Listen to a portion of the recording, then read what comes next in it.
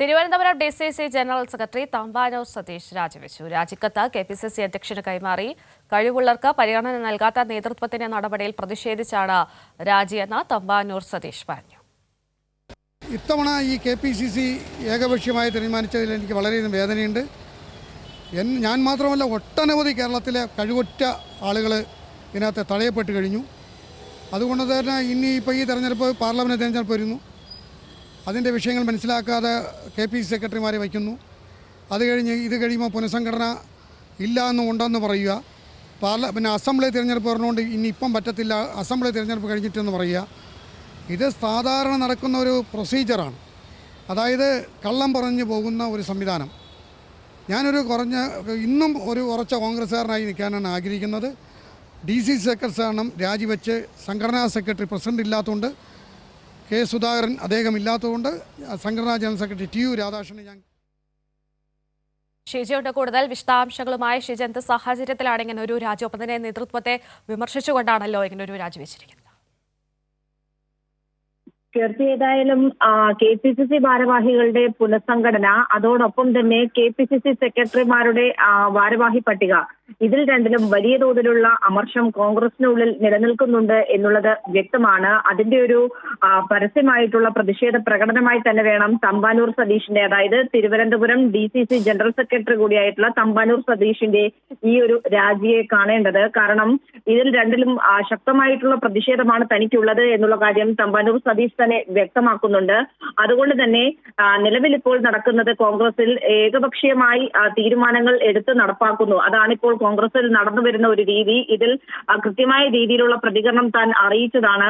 അത്തരത്തിൽ താൻ പ്രതിഷേധം അറിയിക്കുന്ന ഘട്ടത്തിൽ കോൺഗ്രസിൽ നിന്നും ഏകപക്ഷീയമായ നടപടി അത് ആ രീതിയിൽ തുടരുക മാത്രമാണ് ചെയ്തു പോന്നിരുന്നത്. ഏതായാലും ഈ ഒരു സാഹചര്യത്തിലാണ് താനിപ്പോൾ DCC ജനറൽ സെക്രട്ടറി സ്ഥാനമാണ് രാജിവെച്ചിരിക്കുന്നത്. രാജിക്കത്ത് KPCC അധ്യക്ഷന് കൈമാറിയിട്ടുണ്ട്. 4 ദിവസം Thiruvananthapuram DCC general secretary Thampanoor Satheesh രാജിവെച്ചു. രാജിക്കത്ത് KPCC അധ്യക്ഷന് കൈമാറി. കഴിവുള്ളവർക്ക് പരിഗണന നൽകാത്ത നേതൃത്വത്തിന്റെ നടപടിയിൽ പ്രതിഷേധിച്ചാണ് രാജിയെന്ന് തമ്പാനൂർ സതീഷ് പറഞ്ഞു. ഇത്തവണ ഈ KPCC ഏകപക്ഷീയമായി തീരുമാനിച്ചതിൽ എനിക്ക് വളരെയധികം വേദനയുണ്ട്. ഞാൻ മാത്രമല്ല, ഒട്ടനവധി കേരളത്തിലെ കഴിവുറ്റ ആളുകൾ ഇതിനകത്ത് തടയപ്പെട്ട് കഴിഞ്ഞു. അതുകൊണ്ട് തന്നെ ഇപ്പോൾ ഈ തെരഞ്ഞെടുപ്പ് പാർലമെൻറ്റ് തെരഞ്ഞെടുപ്പ് വരുന്നു. അതിൻ്റെ വിഷയങ്ങൾ മനസ്സിലാക്കാതെ KPCC സെക്രട്ടറിമാരെ വയ്ക്കുന്നു. ഇത് കഴിയുമ്പോൾ പുനഃസംഘടന ഇല്ല ഉണ്ടെന്ന് പറയുക. പിന്നെ അസംബ്ലി തിരഞ്ഞെടുപ്പ് പറഞ്ഞുകൊണ്ട് ഇപ്പം പറ്റത്തില്ല, അസംബ്ലി തിരഞ്ഞെടുപ്പ് കഴിഞ്ഞിട്ടെന്ന് പറയുക. ഇത് സാധാരണ നടക്കുന്ന ഒരു പ്രൊസീജിയറാണ്. അതായത് കള്ളം പറഞ്ഞു പോകുന്ന ഒരു സംവിധാനം. ഇന്നും ഒരു ഉറച്ച കോൺഗ്രസ്സുകാരനായി നിൽക്കാനാണ് ആഗ്രഹിക്കുന്നത്.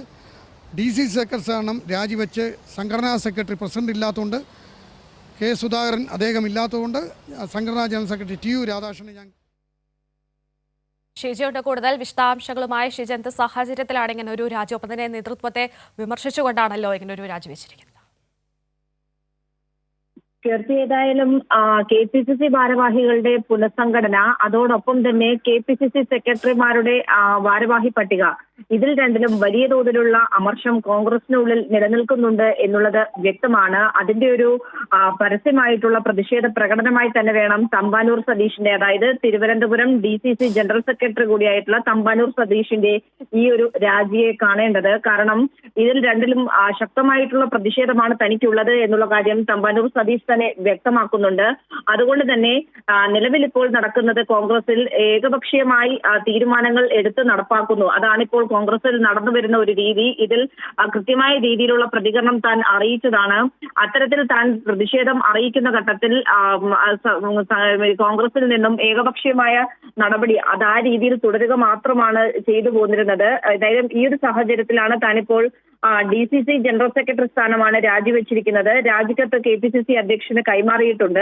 4 ദിവസത്തെ സമയമാണ് താൻ നൽകുന്നത്. ഇതിൽ ഈ പ്രശ്നം പരിശോധിക്കാൻ തയ്യാറാകുമോ KPCC നേതൃത്വം എന്നുള്ളതാണ് താൻ പ്രധാനമായും നോക്കുന്നത്. പ്രശ്നം പരിശോധിക്കാൻ തയ്യാറാകാത്ത പക്ഷം 4 ദിവസത്തിന് ശേഷം കൂടുതൽ വെളിപ്പെടുത്തലുകൾ നടത്തും. താൻ അതുമായി ബന്ധപ്പെട്ട് നിരവധി കാര്യങ്ങൾ തനിക്ക് അറിയാം എന്നുള്ള കാര്യമാണ്. ശരി, ഷീസയാണ് ആ വിവരങ്ങൾ.